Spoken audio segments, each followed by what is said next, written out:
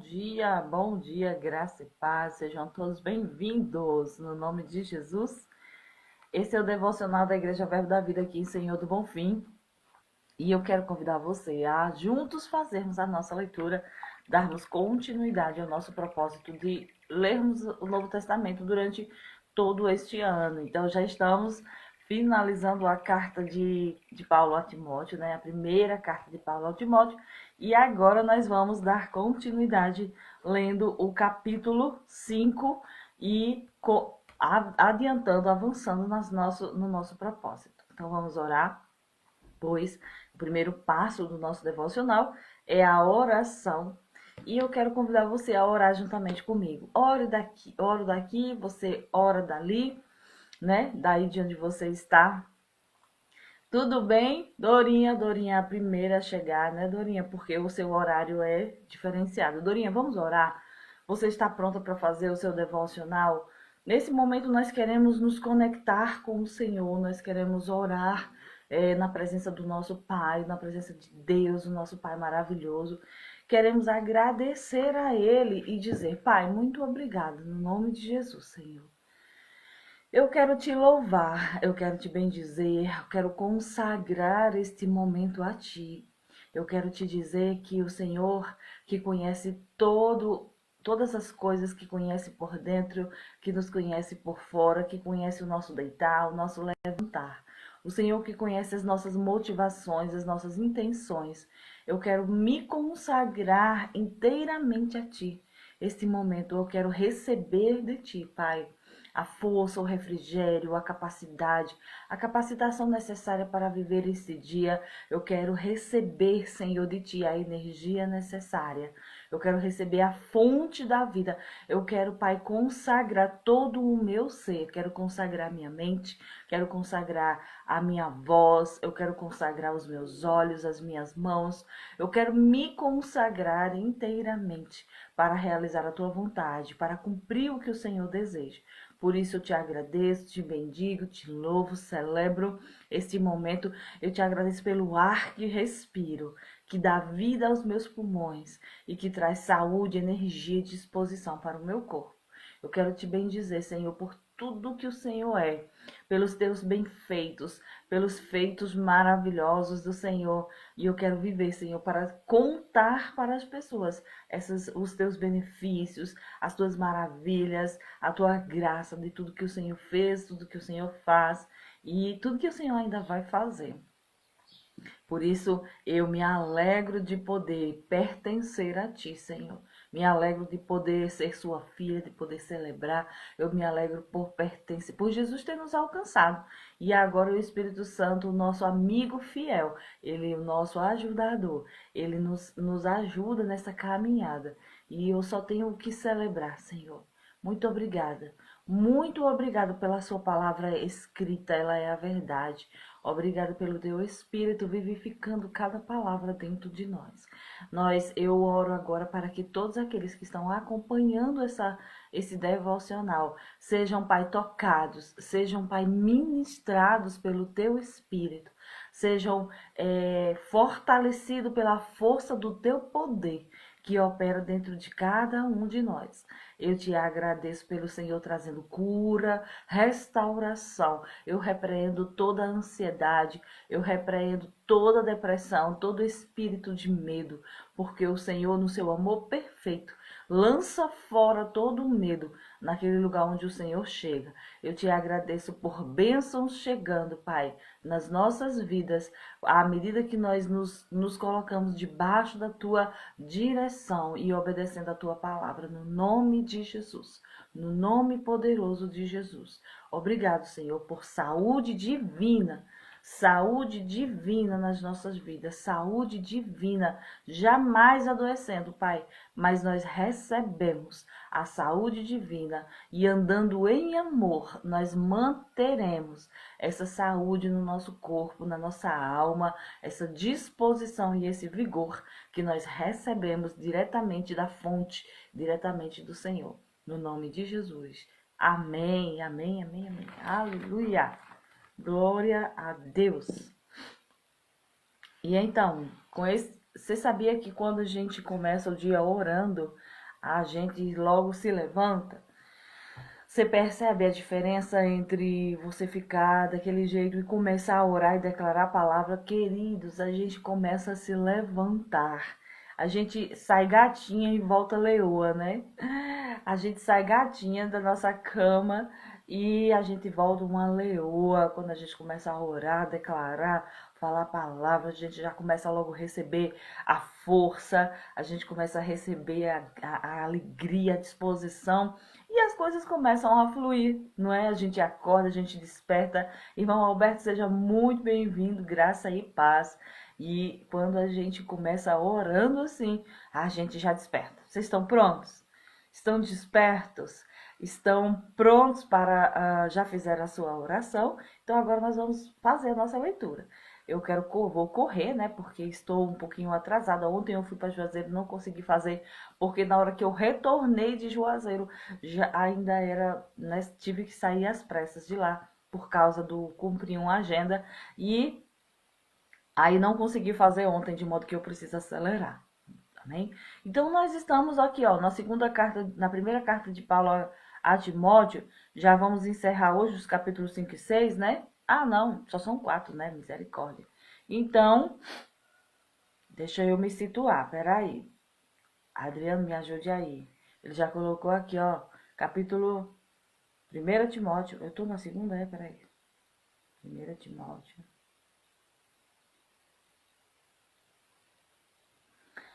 Capítulo 5, é isso mesmo, hoje é 5 e 6. Capítulo 5, vamos ler. São 25 versículos. Então, Paulo, para a gente se situar, o que está acontecendo aqui? Paulo está escrevendo ao jovem Timóteo, que vai cuidar de um povo, né? Está responsável por uma igreja. Irmão Sérgio, seja muito bem-vindo, graça e paz. Né, que o Senhor acrescente alegria e paz na sua vida, assim como a irmã Dorinha, né? Já oramos bastante aqui, oramos fervorosamente. Você pode fazer a sua oração também, né? E nós vamos dar continuidade. Então, Paulo está escrevendo a Timóteo, trazendo instruções de como edificar aquela igreja, de como se portar na casa de Deus, como ele mesmo fala, né? De como se colocar, como aprender a conduzir, como é que eu aconselho, como é que eu oriento, como é que eu faço com as pessoas, como é que faz o culto. Então, todas essas instruções Timóteo estava recebendo aqui nessa carta. E aqui no capítulo 5 ele vai falando sobre como lidar com as pessoas. Vamos ler? Por quê, Natália? Porque essas instruções ela também servem para nós como cristãos, e também serve para nós quando vamos liderar pessoas. São os mesmos critérios, são os mesmos, as mesmas instruções que nós recebemos. Amém? Beth, seja muito bem-vinda, querida. Tu és uma bênção nas nossas vidas, viu? Você tem ajudado muito na gente aqui, a gente a se manter firme, para que nós não venhamos a retroceder. Sabia que o fato de vocês estarem aqui me ajuda a permanecer firme também. Aí diz assim, ó, vamos ler no versículo 1. Nunca fale asperamente a um homem mais velho, mas exorte-o respeitosamente, como se ele fosse seu próprio pai. Fale aos homens mais jovens como a irmãos amados.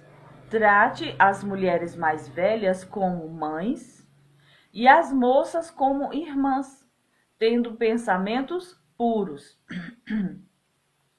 A igreja deve cuidar com carinho das viúvas se elas não tiverem ninguém mais para ajudá-las. Mas, se uma viúva tem filhos ou netos, são estes que devem tomar a responsabilidade, pois a bondade deve começar em casa com o sustento dos pais necessitados, retribuindo desta forma o bem recebido de seus pais e avós. Isto é uma coisa que agrada a Deus. A viúva necessitada e sozinha no mundo põe a sua esperança em Deus, dedicando-se à oração e súplica dia e noite. Mas, se ela procura apenas os prazeres, está morta, mesmo que esteja viúva, ou mesmo que esteja viva. Esta deve ser a sua norma na igreja, a fim de que os cristãos conheça e façam aquilo que é correto. Mas qualquer um que não cuida dos seus próprios parentes, quando eles necessitam de ajuda, especialmente aqueles da sua própria família, negou a fé e é pior do que os que não creem.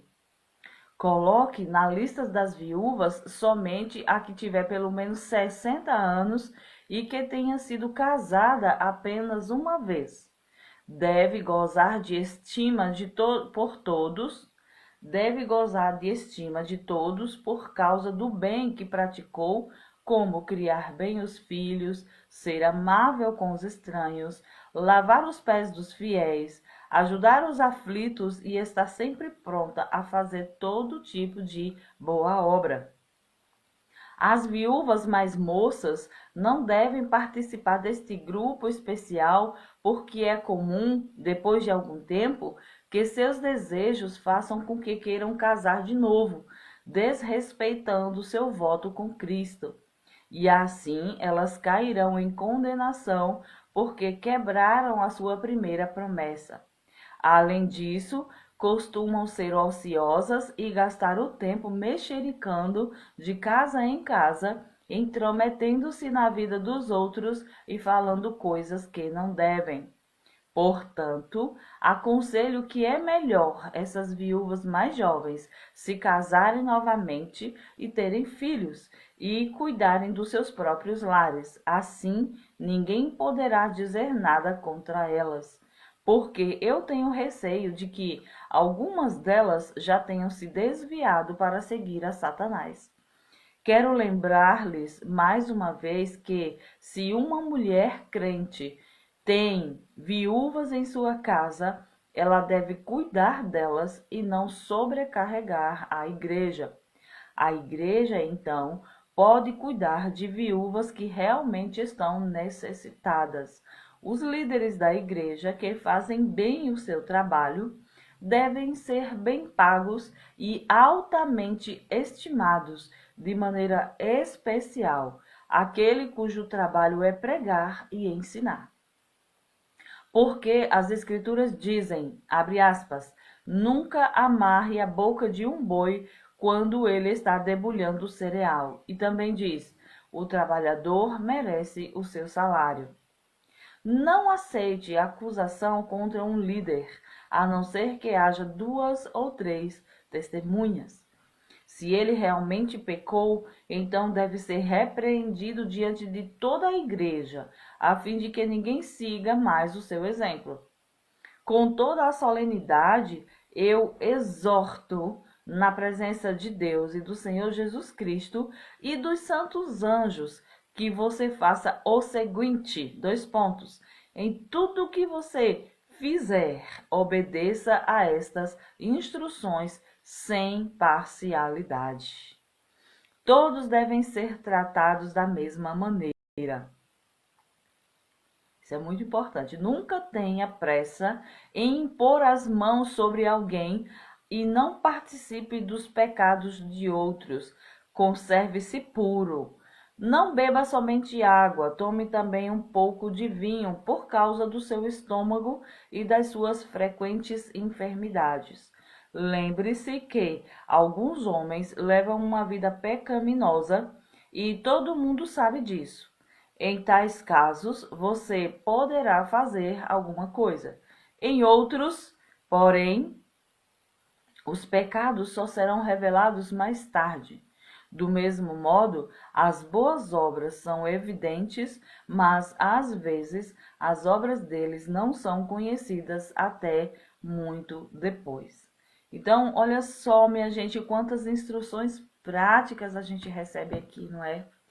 Nós recebemos também, inclusive nós que lideramos uma igreja, né, lideramos um trabalho, a gente aprende que uma igreja, por exemplo, que começou lá, né, na igreja primitiva, o início da igreja primitiva, começou dizendo que as pessoas vendiam todas as coisas e traziam aos pés dos apóstolos e dividiam. Você vê aqui a igreja recebendo instruções de como se portar, de como se colocar, de como seguir a orientação. Lembra das viúvas que reclamaram, dizendo, as viúvas gregas reclamavam de que as viúvas judias, né, judaicas, estavam recebendo um tratamento diferenciado, elas começaram a reclamar. Na hora da divisão do pão, na hora da partilha, né, de receber o sustento. Então, Paulo vem trazendo aqui muitas instruções para o jovem pastor Timóteo e serve também para nós. Por exemplo, como tratar os mais velhos, né? Não se fala, por exemplo, mesmo que Timóteo, como pastor, ele estivesse cuidando de pessoas mais velhas que ele, não fale asperamente a um homem mais velho, trate ele como se fosse seu pai, né? E a mãe também, e as mulheres jovens, ele deveria tratar como irmãs, né? Tendo pensamentos puros e não querendo, né? Desejando essas moças. E que a igreja deve cuidar com carinho das viúvas. Aqui no versículo 3, ele começa a tratar da história das viúvas. Por quê?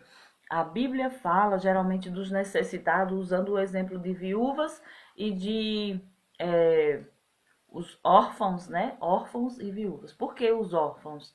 A Bíblia fala o tempo todo que Deus é um Deus que cuida dos órfãos e das viúvas. Porque, repare, na nossa sociedade hoje, a viúva, ela tem um programa, né, que atende ela, geralmente ela recebe um benefício que a sustenta. Mas naqueles tempos, quando uma mulher ficava viúva e ela não tinha filhos, ela ficava à mercê dos cuidados dos irmãos da igreja. Por quê? Porque ela não tinha quem a sustentasse, quem assistisse suas necessidades, uma vez que quem cuidava das mulheres eram os homens, digamos assim. Por isso que elas dependiam do cuidado do marido ou dos filhos homens, e quando elas não tinham esses homens para cuidar delas, elas ficavam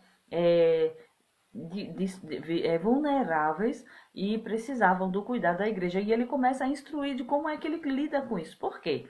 Tinha algumas viúvas que realmente precisavam, careciam do cuidado da igreja, mas tinha outras que eram viúvas mais jovens que elas viravam um problema caso elas ficassem recebendo benefício e ficassem desocupadas.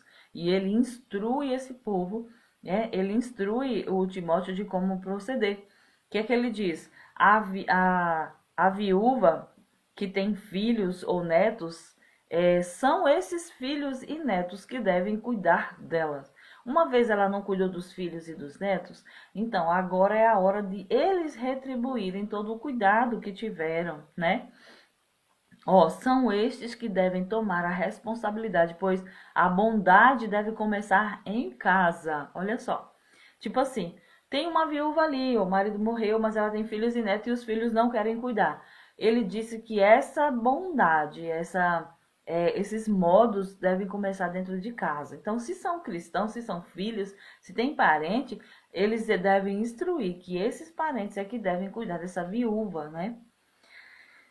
O sustento, pois, né, dos pais necessitados, retribuindo dessa forma o bem recebido de seus pais e avós. Isso é uma coisa que agrada a Deus. Então, qual é que Deus se agrada? Deus se agrada de ver a gente cuidando dos nossos parentes, né? Hoje, por exemplo, eu tenho minha mãe, meu pai faleceu, os filhos, né? Alguns se casaram, só tem um que é solteiro.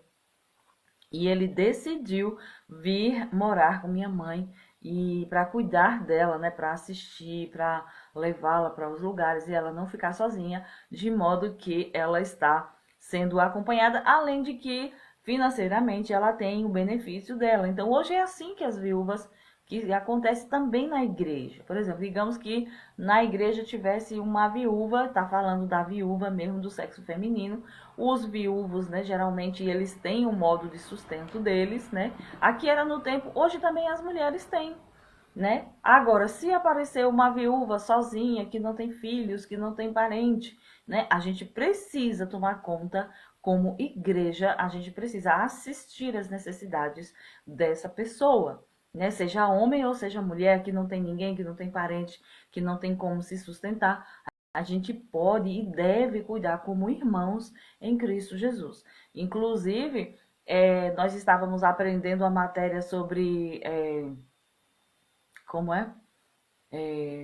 Prosperidade, propósito, e um dos aspectos da prosperidade é cuidar dos nossos parentes, a gente ter um cuidado de financeiramente estar assistindo, cuidando, ofertando, né, ajudando os nossos pais no sentido financeiro também, né? Nós precisamos aprender a praticar isso. Não é porque a gente se casou, saiu de casa, que a gente não pode ajudar os nossos parentes. Nós podemos sim, e isso é um princípio de honra, né? E Paulo estava instruindo Timóteo de que a viúva necessitada e sozinha no mundo põe a sua esperança em Deus e é dedicada à oração e à súplica de dia e de noite, ou seja, ela vive para agradar a Deus, ela vive em oração, ela vive buscando o Senhor, colocando no Senhor a sua esperança, a sua expectativa. Mas se ela procura apenas os prazeres, ela está morta, mesmo que esteja viva. Então ele fala de viúvas que ficam focadas não em Deus, não na piedade, não na oração, não numa vida digna, né, do Senhor, mas nos prazeres. Então essa situação não tá boa para ela, precisa ser instruída, precisa ser ajudada, orientada, né? Porque tinha mulheres que ficavam viúvas, aqui não tinha filhos e não tinha marido, elas estavam, como diz Paulo aqui, ó, esta deve ser, esta deve ser uma norma, olha só, na igreja, a fim de que os cristãos conheçam e façam aquilo que é correto. Por que que tem que ter norma? Tem que ter norma para a gente saber proceder bem, né? Proceder direito. E ele orienta. Oi, Carminha, seja muito bem-vinda, viu? Prazer ter você aqui com a gente. Qualquer um que não cuida dos seus próprios parentes quando passam necessidade, né, quando eles precisam de ajuda, especialmente aqueles da sua própria família, negou a fé e é pior do que os que não creem. Então, veja, hoje nós podemos ter conhecimento de pessoas que não cuidam dos seus parentes, né, que deixam os parentes largados. A gente conhece histórias de de pessoas que simplesmente abusam, né, da possibilidade de poder, se tornam sanguessugas dos seus avós e dos seus pais, né? Pessoas que não sabem cuidar quando elas ficam viúvas, eles se apropriam, isso é muito triste, mas, queridos, isso é mais no mundo, né? Mas na igreja tem norma, na igreja tem instrução, e a gente deve cuidar dos nossos parentes quando for o caso, né? Ele diz que se alguém é crente e não cuida dos seus, né, dos seus da família, ele negou a fé e é pior do que o incrédulo. Então, tipo, o incrédulo cuida quando precisa ir ao médico, quando precisa. É claro que existem exceções, né? Existem casos em que as pessoas não cuidam. Mas na igreja, não. Isso aqui são instruções para crentes, são instruções para a igreja. Então, a gente entende que se espera de um cristão que ele obedeça, que ele siga a palavra de Deus, não é verdade? Então, ele diz assim, ó, coloque na lista das viúvas somente a que tiver mais de 60 anos e que tenha sido casada apenas uma vez, porque que deve gozar da estima de todos por causa do bem que praticou, como cuidou bem dos filhos, é alguém muito querido, é alguém que ora, é alguém que busca o Senhor, né? Que tenha boas obras, que realizar boas obras, orava pelas pessoas, que ajudava as pessoas, que fazia todo tipo de boa obra. As viúvas mais moças, ele disse que é melhor se casar. Porque se ela ficar ociosa, se ela ficar recebendo benefício, ela vai ficar de casa em casa, mexericando, conversando, o que não deve. Desocupada, eles não.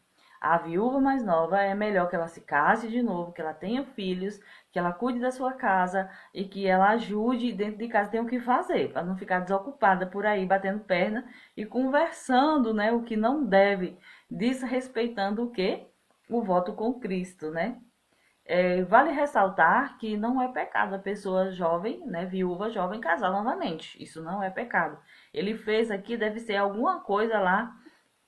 Ele diz assim que as viúvas que querem se casar, que vivem, né, desejando se casar, elas desrespeitaram o seu voto com Cristo. Mas isso não é pecado. A Bíblia diz que quando o nosso cônjuge morre, né? Quando a gente é casado e o cônjuge morre, a gente está livre para casar novamente, né? Assim?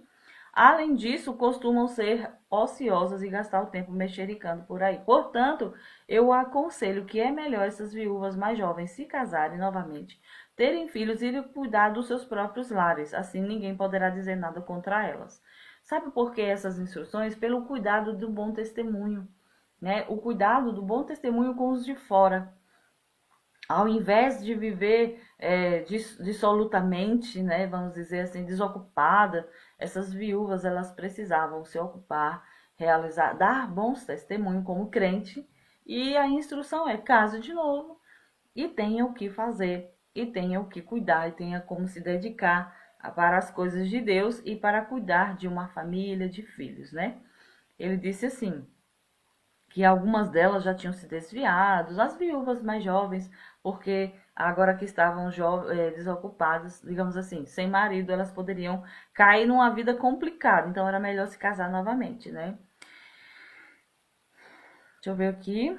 A igreja, então, pode cuidar de viúvas que realmente estão necessitadas.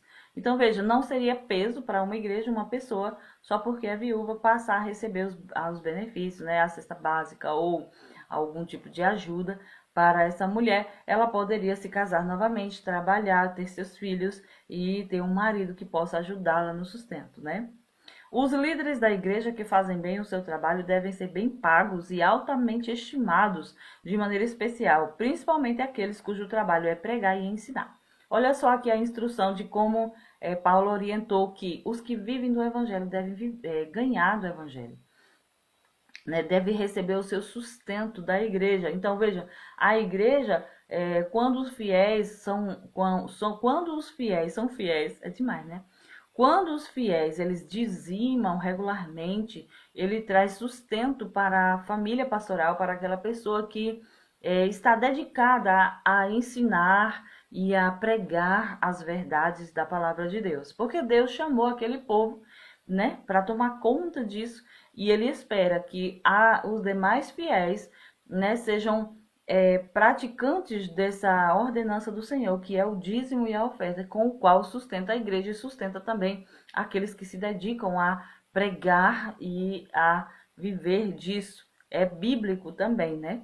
Ele diz assim, ó, porque as escrituras dizem, nunca amarre a boca de um boi quando ele está debulhando o cereal. O que era isso? O boi estava trabalhando e à medida que ele trabalhava, ele podia comer do cereal, do grão que ele estava ajudando. Então, o povo amordaçava a boca do boi para que o boi só trabalhasse e não ganhasse, ou e não comesse, né, do cereal que ele estava ajudando a debulhar.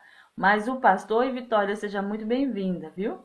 Mas o pastor, né, aquele que é dedicado à obra, a pregar e a ensinar, ele diz que aquele que faz bem o seu trabalho, ele é digno de dobrados honorários, ou seja, ele deve ganhar o dobro, ele é digno de honra, né? Uma pessoa que se dedica a pregar e a ensinar a palavra de Deus para os fiéis, ele é digno de receber dobrados honorários.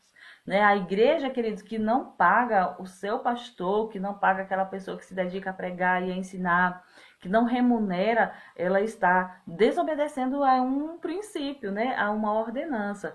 Não é bíblico que o pastor não receba, que se ele foi chamado para fazer esse trabalho levantado por Deus, ele precisa receber o valor. E também tem outra frase que dizia assim, ó, o trabalhador merece o seu salário. É um trabalho. Pastorear é um trabalho. Ele é responsável pela igreja, é responsável por ensinar, por pregar, e as pessoas podem ser remuneradas, não tem nenhum problema quanto a isso. Não aceite acusação contra um líder, a não ser que haja 2 ou 3 testemunhas. Ah, o líder tal fez isso, o pastor tal fez isso, o presbítero tal fez aquilo. Não aceite sem testemunhas. Ele disse, ouça, né? Receba, mas procure saber a verdade. Não aceite a acusação logo de primeira. Está instruindo um jovem pastor, né? E ele instrui a mim e a você também. Nós não devemos, querido, receber qualquer tipo de crítica, né, dos líderes da igreja, sem que haja testemunha. né? Sem a gente investigar se aquilo é verdade, sem agir de modo prudente, porque a Bíblia traz instruções para todas as áreas. Né? Se esse ministro, se essa pessoa, se ele líder realmente pecou, a gente não deve passar a mão pela cabeça, não. O que é que tem que fazer? Ele deve ser repreendido diante de toda a igreja, a fim de que ninguém mais siga o seu exemplo. Como assim? Não é que a ovelha, está falando da liderança.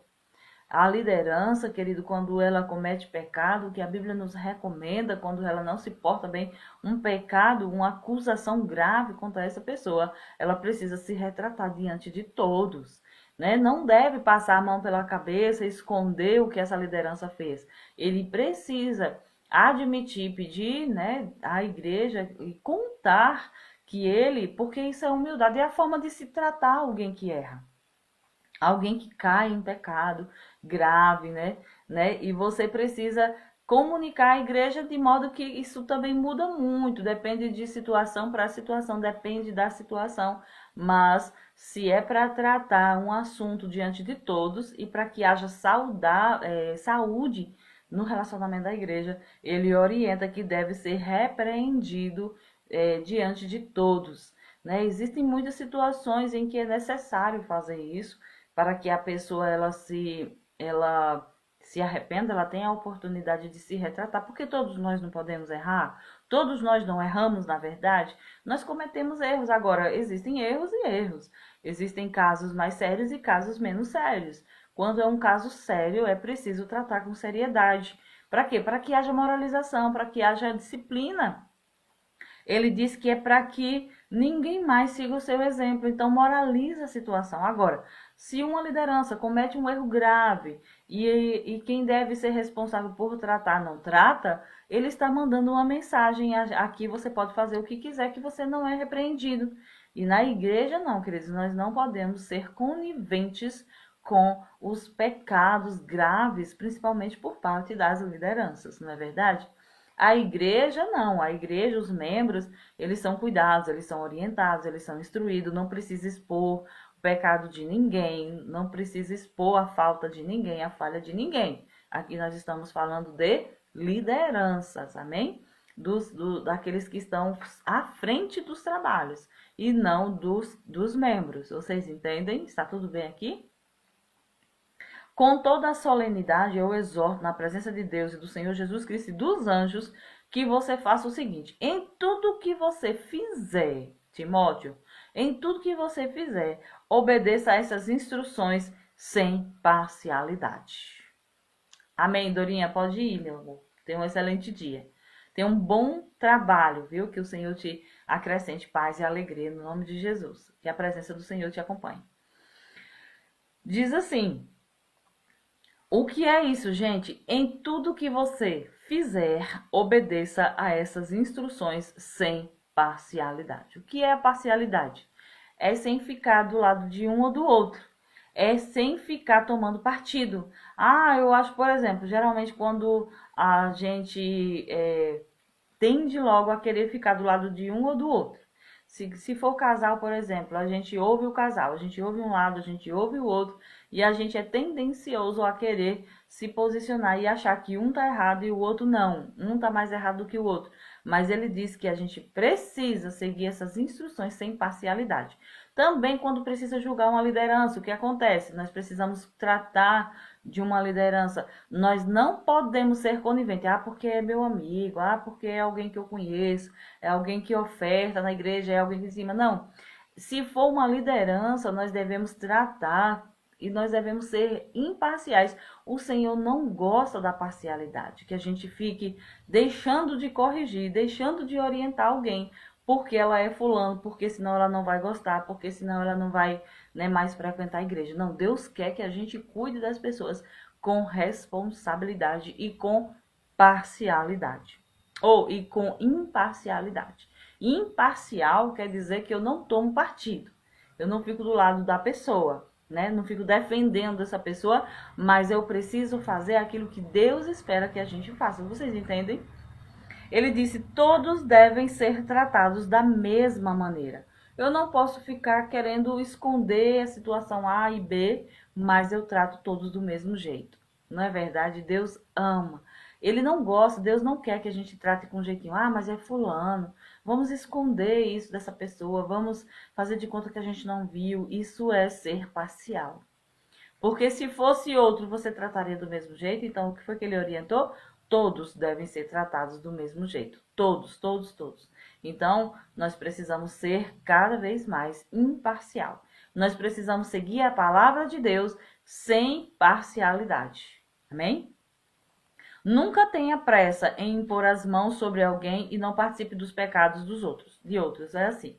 Não seja apressado para levantar uma liderança.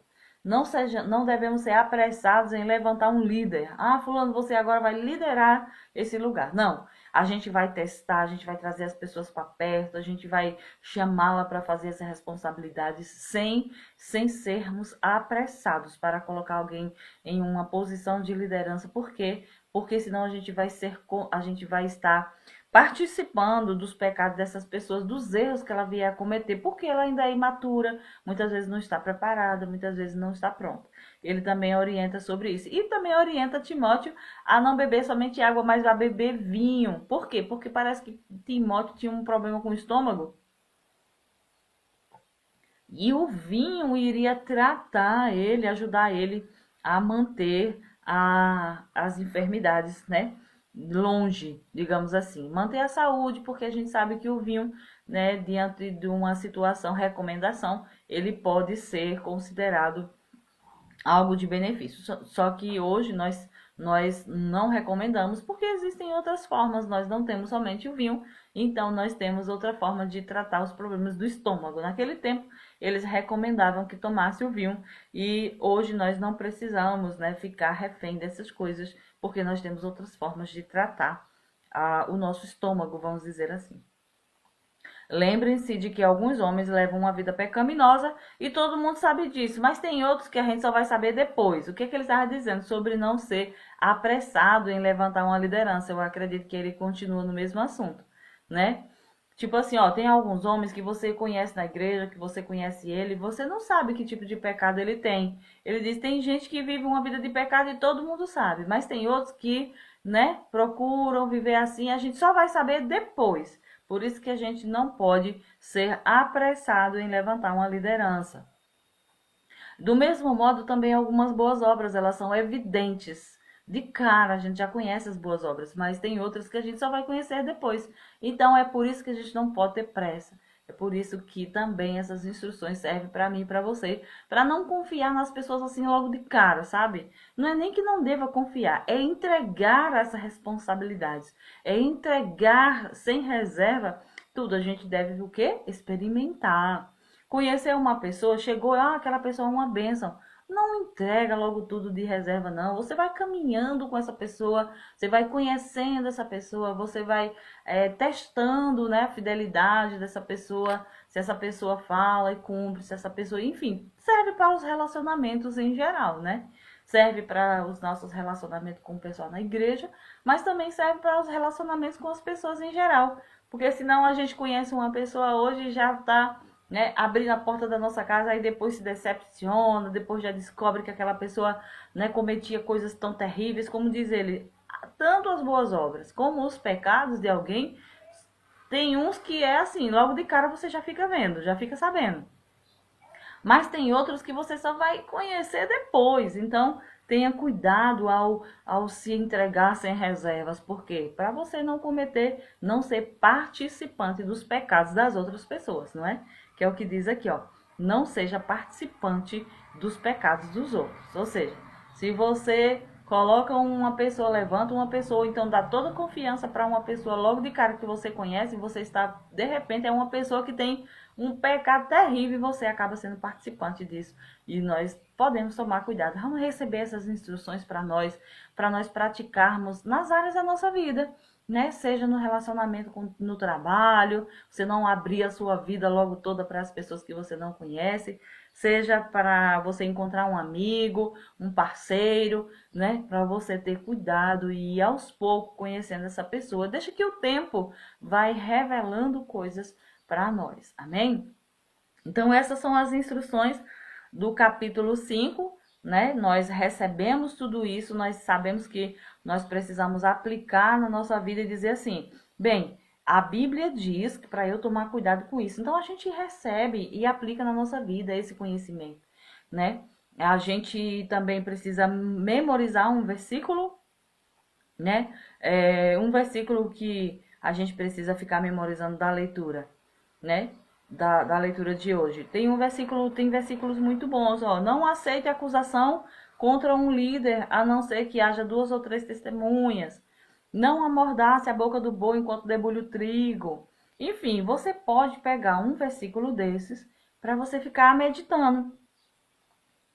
Meditando, ficando com ele, porque isso é poderoso. Você vai estar junto com a palavra, caminhando, pensando nela, meditando nela, até que isso se torna poderoso dentro da gente. Amém? Então, escolhe um versículo para você meditar e aproveita para fazer também